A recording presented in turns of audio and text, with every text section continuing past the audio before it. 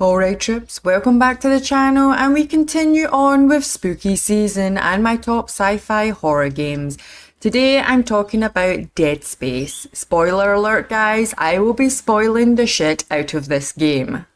Dead Space is a 2008 survival horror game developed by EA Redwood Shores and published by Electronic Arts.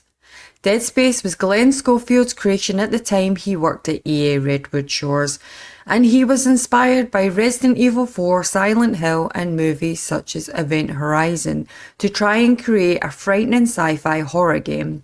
And I myself think he's achieved that. Dead Space has terrifying monsters called necromorphs, puzzles to solve and also areas that are time limited due to having no oxygen. The atmosphere in this game is amazing. You're constantly on edge waiting for the next scare. Before we get into the story, I want to talk a bit about the lore and the backstory of Dead Space.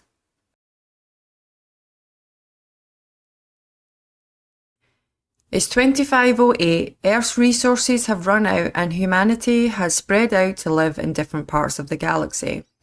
One company, the CEC, had an idea to start mining other planets for resources. They create mining ships that they call planet crackers for the purpose of gathering these resources, which was pretty successful in helping humanity to be in a better position.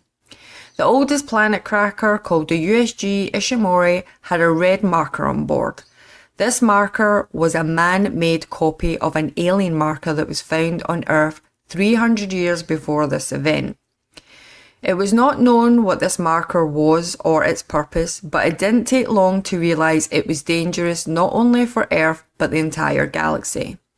So they decided to bury it, and this made the marker go into hibernation. But the CEC saw power in this marker, so they coded their own marker, the red marker, to harvest its power. They made more than one of the markers and they placed them in different planets in the hopes to collect them in years to come, to help them learn and to see if they could be weaponized.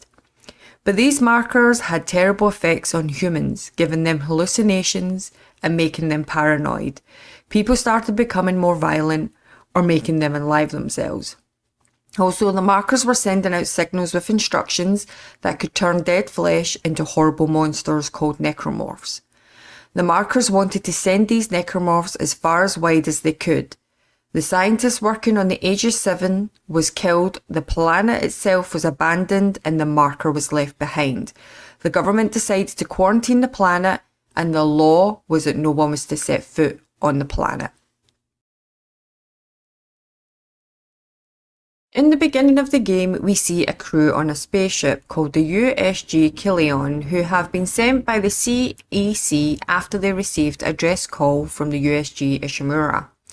One of the crew is our main character, Isaac Clarke, who is a ship system engineer working for the CEC. Also on the crew is Kendra Daniels, computer technician, and Zach Hammond, chief security officer, and two other guys we never really find out their names, because they're gonna die soon, but they seem to be with Hammond as he gives them orders. Isaac has been watching a video message over from his girlfriend Nicole, who is in the mining ship they're trying to land on. We find out from a conversation with him and Kendra that Isaac hasn't heard from Nicole since receiving that last video call. And while trying to land, the docking malfunction, crashing the Kilion into the landing bay, and the ship's quarantine is broken. They are stranded at this point and have no choice but to enter the Ishimura. Once they enter, hoping to come in contact with any crew, they find it abandoned. And soon find out why, when two guards, that I spoke about before, are quickly killed by necromorphs, and in the panic, Isaac is separated from Kendra and Hammond. The plan now at this time is to try and find parts to repair the Kilion. When Isaac does this and returns to the Kilion, he and the ship is attacked by necromorphs, blowing up the Kilion. So now they have one option, to try and keep the Ishimura up and running without being killed by necromorphs. And with Isaac being the only engineer, he's the only one that can do the job. And while Isaac goes through the ship fighting off necromorphs and repairing the ship, he comes into contact with Nicole. And even though she is acting a bit strange, Isaac is more relieved that she is still alive. The more Isaac is in the Ishimura, the more he learns about the crew.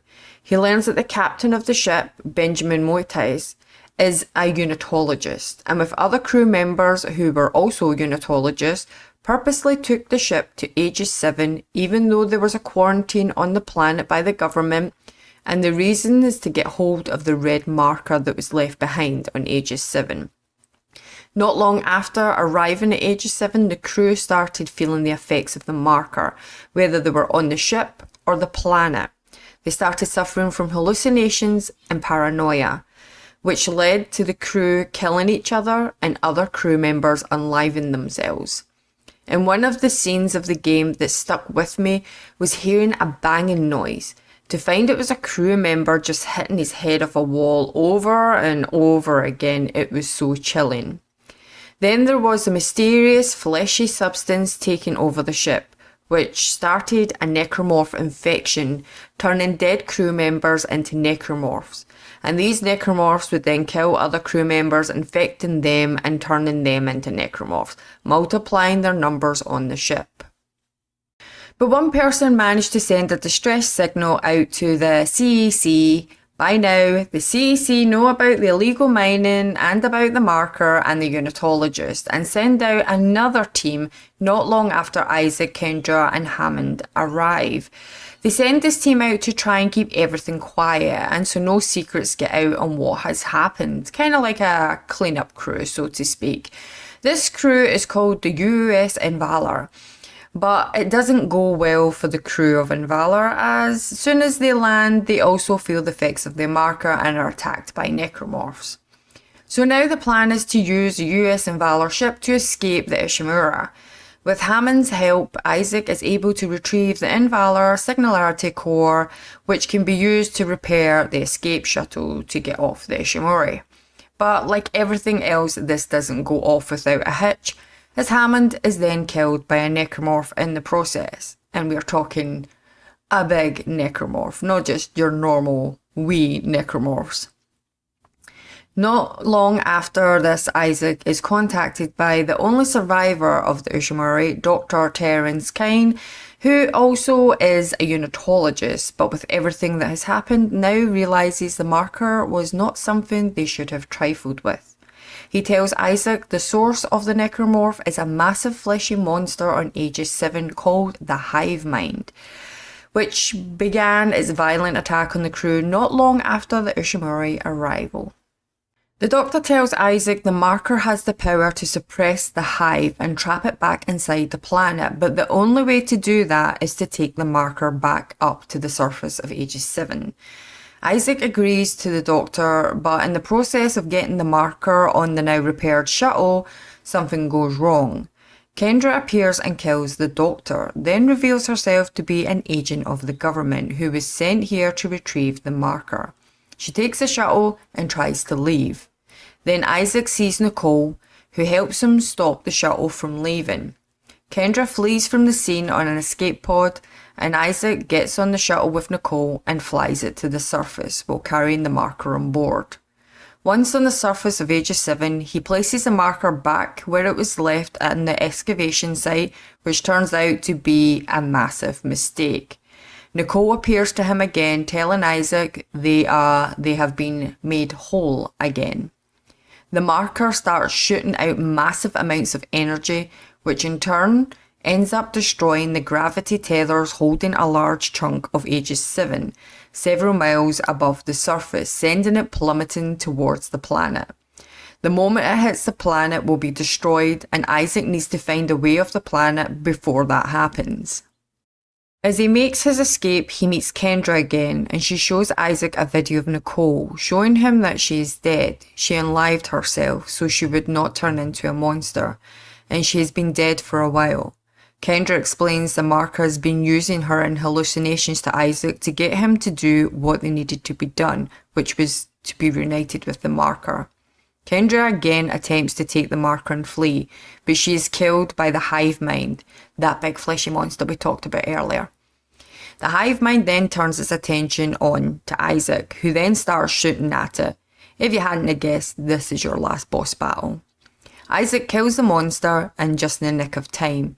He boards a shuttle Kendra tried to flee in, flees, leaving the marker behind. Just then, the rock crashes into Aegis 7, destroying the planet, the marker, and all of the necromorph.